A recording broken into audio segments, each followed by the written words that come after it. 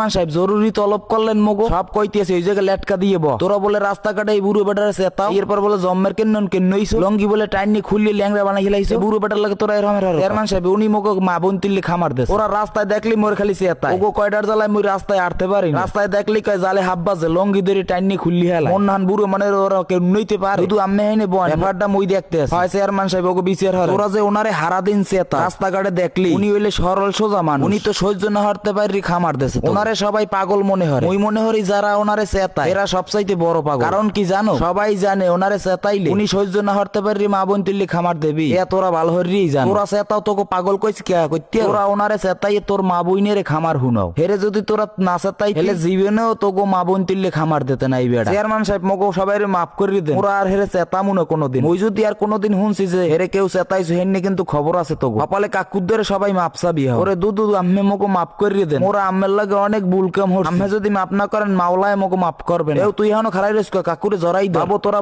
তোকে ভুল বুঝতে পারছো এইটাই অনেক কিছু। আমাদের সমাজে এই রকমের কিছু সহজ সরল মানুষ থাকে যাদেরকে আমরা রাস্তাঘাটে বিরক্ত করি অনেক। আমরা সবাই এদের মতো মানুষদেরকে ভালোবাসতে শিখি, যত্ন নিতে শিখি, তাহলে এদের মতো সহজ সরল মানুষগুলো সমাজে হাসি খুশি ভাবে চলতে পারবে। ভিডিওটি ভালো লাগলে অবশ্যই শেয়ার করবেন। সবাই ভালো থাকবেন, সুস্থ থাকবেন, আল্লাহ হাফেজ।